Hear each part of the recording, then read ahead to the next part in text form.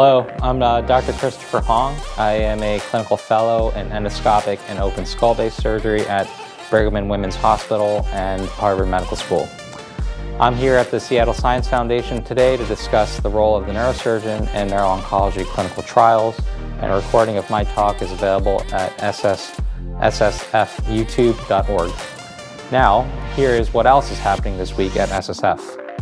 Doctors John Hipp, Trevor Greco, and Zori Buser will discuss assessing instability in lumbar stenosis patients. Are we getting it right?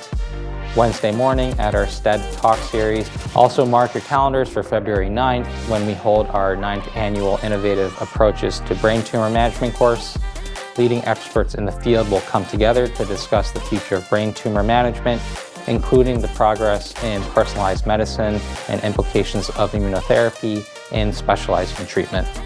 As always, you can sign up for any of our courses at ssfcme.org, and thank you for supporting the Seattle Science Foundation.